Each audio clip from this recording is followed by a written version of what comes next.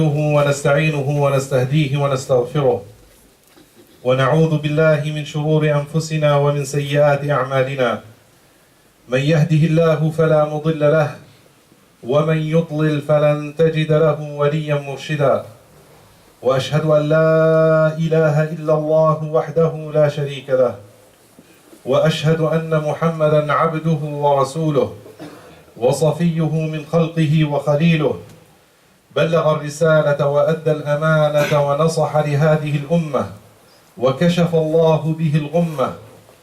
أما بعد، فإن أصدق الحديث كتاب الله وخير الهدي هدي محمد صلى الله عليه وسلم وشر الأمور محدثاتها وكل محدثة بدعة وكل بدعة ضلالة وكل ضلالة في النار، أعاذنا الله وإياكم والمسلمين منها.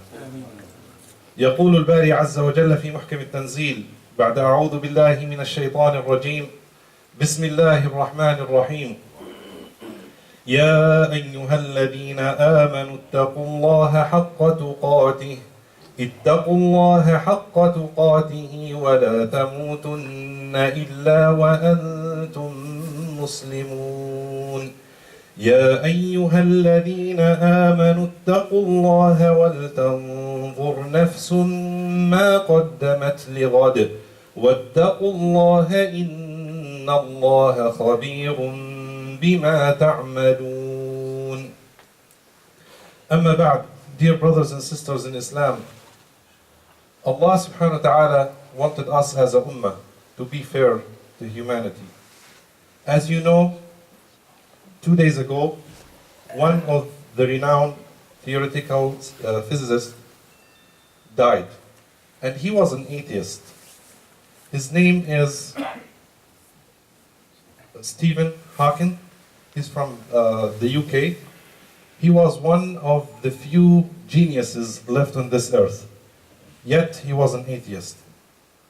Some Muslims, when he died, said, and I saw this in their Facebook pages.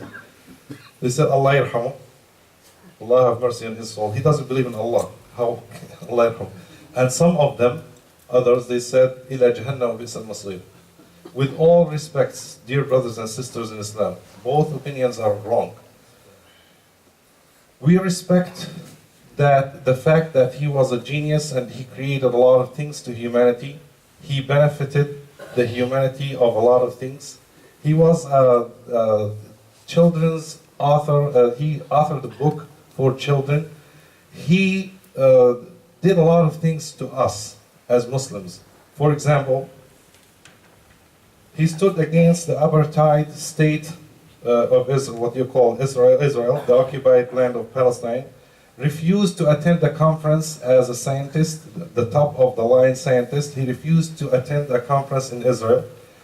He said no to the war of Iraq, protested against it. Although he is physically impaired, he has a physical impairment. He cannot move, he cannot talk, he cannot move independently. He has somebody to move him and to walk him around. So he was very genius to the point that he said the planet is in its last leg in 1,000 years before it comes to its own fragility. So he was thinking beyond or outside the box. He's not an ordinary person. He is an author, like I said, of children's book, George's Secret Key to the Universe. He does not believe in God. I've seen some of his interview on the TV. They asked him about God. He said, I don't believe in God. The universe has its own laws, and the universe by itself does not. The universe is very perfect to the point that we don't need God. Why I'm saying this, dear brothers and sisters, why I'm sharing this about this man? Because of the effect of his thought among the youth. I'll share with you a very dangerous statistics about atheism in the US and in the world. What we care about is the US because we live here.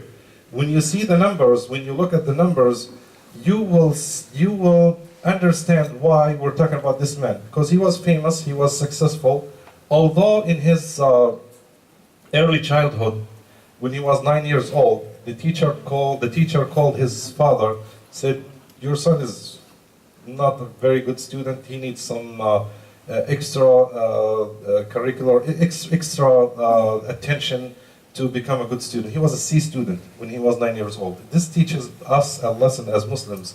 When you see in your children, your kids, do not have high expectations. We agree upon this. Do not have low expectations either. Because his father raised him to become the world-renowned scientist, although he was a C student when he was 9 years old. But as I said, he taught us great things to humanity, such as motivated us to give to the max. If this person can do this, any normal person can do the same or more. And as Muslims, dear brothers and sisters, we should look at it in this aspect. We take the good out of people and we leave the evil. He was an atheist, he's with his God now. Allah subhanahu wa ta'ala knows where is he at now. We don't say, please, dear brothers and sisters, do not say, he is in Jahannam, he's in Jahannam. You are not God to judge people, to put them in Jannah or in Jahannam. We're not gods.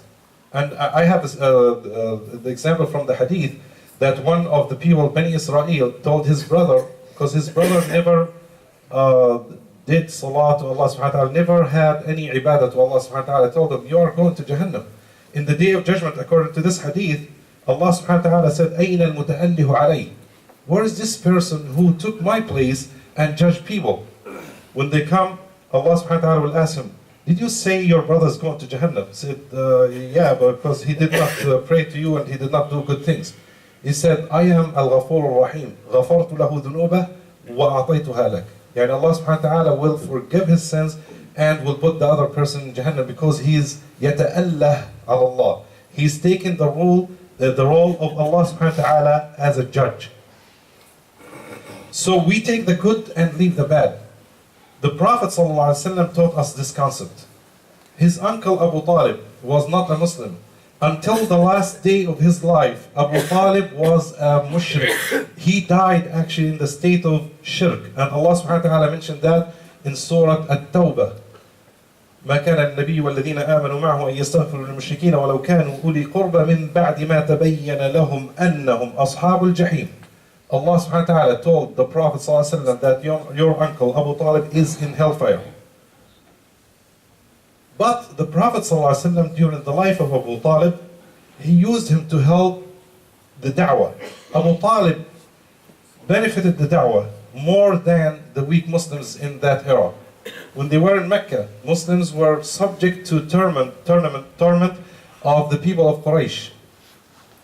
Abu Talib defended the Muslims until the last day of his life.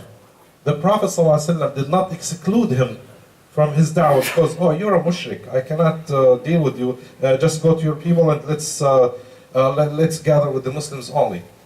So that's a clear example that the Prophet ﷺ benefited from the people of shirk. Mut'am ibn Adi, if you remember this name, the Prophet ﷺ, after he left Ta'if and all the things that he faced in the Ta'if, he wanted to enter Mecca.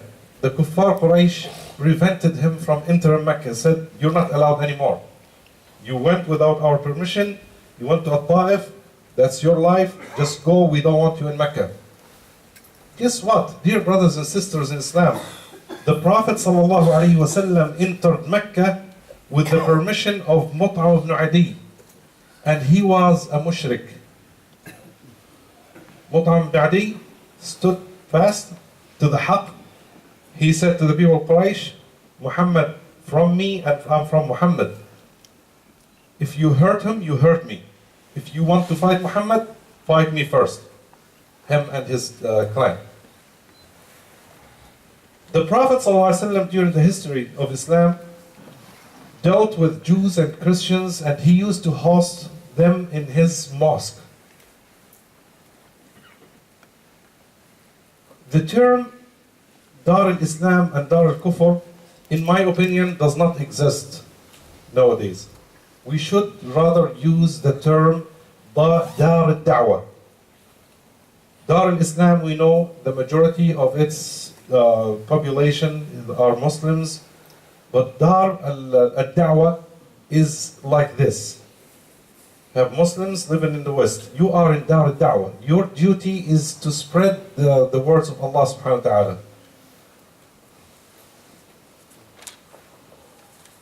So dear brothers and sisters in Islam, why I'm saying this, because Allah subhanahu wa ta'ala mentioned in the Quran, إِنَّمَا يَخْشَى اللَّهَ مِنْ عِبَادِهِ الْعُلَمَاءِ. The most people who fear Allah subhanahu wa ta'ala are the ulama. What ulama? I just searched it in the tafsir. It said any kind of ilm. Any kind of ilm, not only the ilm al-shar'i. Some people, they translate this ayah, إِنَّمَا يَخْشَى اللَّهَ مِنْ عِبَادِهِ الْعُلَمَاءِ. You go and memorize the Quran, you memorize Sahih al-Bukhari and Sahih Muslim, and you start making fatwas, and you are closer to Allah subhanahu wa ta'ala. إِنَّمَا يَخْشَى اللَّهَ مِنْ عِبَادِهِ الْعُلَمَاءِ, according to Mufassirin, any kind of ilm. Because when you are close to your Lord subhanahu wa ta'ala by doing a lot of, or by conducting a lot of studies in ilm, in medicine, for example, most doctors, they believe in Allah subhanahu wa ta'ala. Some of them, they don't. Now you tell me that our example today, Stephen Hawkins, he did not believe in Allah subhanahu wa ta'ala, although he was in the top and the highest rank of ilm. I will tell you that Allah subhanahu wa ta'ala mentioned in the Quran, this ayah, وَلَوْ عَلِمَ اللَّهُ فِيهِمْ خَيْرًا لَأَسْمَعَهُمْ. Look at this, dear brothers and sisters. وَلَوْ عَلِمَ اللَّهُ فِيهِمْ خَيْرًا لَأَسْمَعَهُمْ. If Allah subhanahu wa ta'ala knew that they have goodness in their heart, He will open their heart to the truth and He will make them Muslims. So science in general should lead to Islam. I'll give you an example. Years ago, the scientists decided to find errors and contradictions in the Quran. They gathered their top scientists and they started reading the Quran deeply to find errors and contradictions. When they reached Surah An-Naml, they thought, oh, we found our goal. There is an error in the Quran. Well, where is the error? They said, حتى إذا أتوا على واد النمل قالت نملة يا أيها النمل ادخلوا مساكنكم لا يحطمنكم سليمان وجنوده. The translation for this ayah, you know, the Namla, the ant, told her its own kind to hide from Sulaiman and his soldiers, otherwise Sulaiman and his soldiers will break you. Literally, break you. لا يحطمنكم, break you, like it's a glass. So they said, that's it, the Quran has an error. How come you talk about the ant and you said يحطمنكم? You said you should say crush you, not يحطمنكم, not breaking you. So one Australian scientist took this as his job to find out what's going on with this ant. So he did his research about the ants and he found out that the component of the ant, most of the component of the ant has the component of the glass. So it's exactly what the Quran said. لَيَحْتَمَنَّكُمْ. When you step on the ant, you don't crush it, you actually break it. So he became a Muslim. That's an example that the Prophet, that the science, in most cases, will lead to Islam. One of the scientists, a Canadian scientist, wanted to do the same thing. Actually, he's not a scientist, but he's a priest. Gary, what's his name? Gary Miller. He was a priest from Canada. He did the same thing, the same approach. He said, I will search in the Quran and will find an error or a contradiction, and this will make the Muslim go back to Christianity, according to his opinion. So he started reading the Quran. He opened the book and he started reading. Alif Lam Mim Dalika al-Kitabu la rayba fi. Oh, no doubt on it. He said, you know what? I'm gonna find this doubt. So he started with more enthusiasm to find errors and contradictions in the Quran. When he reached Surah Maryam, he said, Maryam, that's the mother of Isa alayhi salam. Okay, so he thought that Muhammad sallallahu alaihi wasallam wrote the Quran. So he looked and he was looking for Surah Aisha. He looked all over the Quran. There's no Surah Aisha. There's no Surah Maryam, but there's no Surah Aisha. He was more amazed now because he found that Maryam was mentioned in the Quran 34 times. Isa was mentioned in the Quran 25 times by himself and 35 times with Ibn Maryam, Isa ibn Maryam.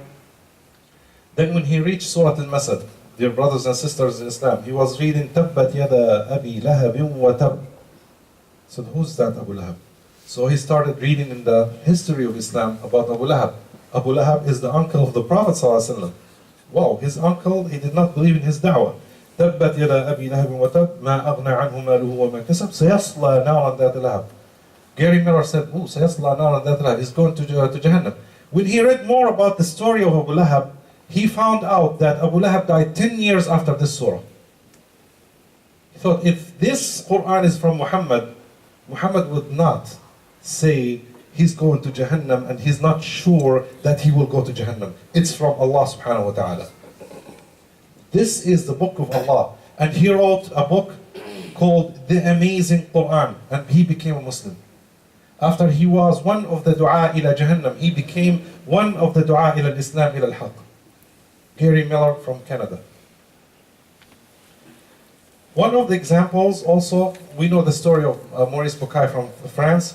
When he was studying the body of Fir'aun, he found out that Fir'aun was drowned in the sea. He looked at the Torah, he looked at the Injil, finally he looked at the Quran. Most of the books said Fir'aun died. That's it. End of the story. The Quran said, فَالْيَوْمَ نُنَجِّيكَ بِبَدَنِكَ لِتَكُونَ لِمَنْ خَلْفَكَ آيَةً. He was in a conference in Saudi Arabia, and he told one of his Muslim scholars that Fir'aun he died. How did he die? The Muslim scholar said, he drowned in the Red Sea. Didn't you know? He said, yeah, I know, because I saw Fir'aun and I was working his body. And he actually drowned. He died in the sea.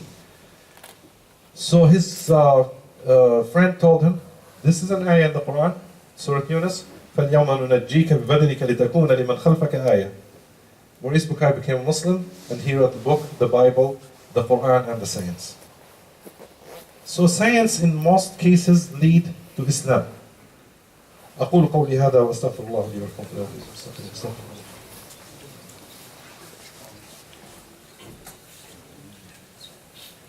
الحمد لله وكفى والصلاة والسلام على رسوله الذي اصطفى أما بعد. Dear brothers and sisters in Islam, we talked today about the story of Stephen Hawking and how he was an atheist and how atheism affected especially the youth among us. Why atheism is in the rise? Why young people see it attractive? First, let me go over some, I'm quoting here, let me go over some statistics. Recently surveys have found that only about 1 in 10 Americans report that they do not believe in God, and only about 3% identify as atheist. But the new study suggests that the true number of atheists could be much larger, perhaps even 10 times larger than previously estimated, and around the globe. To be clear, the total number of religiously unaffiliated people, which includes atheists, agnostics, and those who do not identify with any religion in particular, is expected to rise in absolute terms, from 1.17 billion in 2015 to 1.2 billion in 2060. It's in the rise. Our kids live in this country, and we have our duties to teach them Islam the proper way. Why it's attractive to them? I'll tell you why. There are no rules, no instructions to follow. When they are atheists, there's no rule, no instructions to follow. It's an easy life for them. No sacred things or duties, or no duties to be fulfilled. There's only one life for me. This is what they said. Might as well make it a joyful one. المتع الركض وراء المتع. They run behind their desires.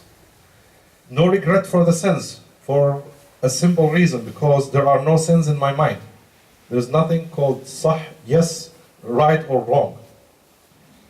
There is only one way of life, or one law in life. Me, myself, and I. And Allah subhanahu wa ta'ala mentioned that in the Quran, in Surah Al-Furqan and Surah Al-A'raf. He said, أَرَأَيْتَ مَنِ اتَّخَذَ إِلَهَهُ هَوَاهُ أَفَأَنْتَ تَكُونُ عَلَيْهِ وَكِيلًا أَرَأَيْتَ مَنِ اتَّخَذَ إِلَهَهُ هَوَاهُ. Have you seen those who have taken their desires as their Lord or their way of life? You're not responsible for that. And Allah subhanahu wa ta'ala said in Surah Al-A'raf, وَلَقَدْ ذَرَأْنَا لِجَهَنَّمَ كَثِيرًا مِنَ الْجِنِّ وَالْإِنسِ لَهُمْ قُلُوبٌ لَا يَعْقِلُونَ بِهَا لَا يَفْقَهُونَ بِهَا وَلَهُمْ أَعْيُنٌ لَا يُبْصِرُونَ بِهَا وَلَهُمْ آذَانٌ لَا يَسْمَعُونَ بِهَا أُولَئِكَ كَالْأَنْعَامِ بَلْ هُمْ أَضَلُّ. And most certainly have we destined for hell many jinn and humans who have hearts with which they fail to grasp the truth, and eyes in which they fail to see, and ears in which they fail to hear. They are like cattle, nay, they are even less conscious of the right way. It is they who are the heedless. Dear brothers and sisters in Islam, our Muslim Ummah in the last 150 to 200 years did not contribute much to the science and technology. One of what so-called scholars, I don't call him scholar, but he called himself, he said, Alhamdulillah, الذي سخر لنا الغرب ليخترع ويصنع حتى نتفرغ للعبادة.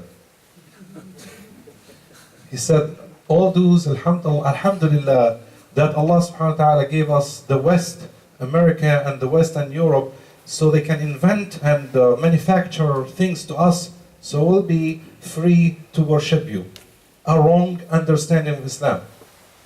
That's why the Muslim Ummah in the last 150 to 200 years did not contribute much to humanity. The Prophet ﷺ said, if the Yawm al-Qiyamah falls on you and you have a plant, put it on the floor on the ground. You know the results are zero. You're not going to get anything out of it.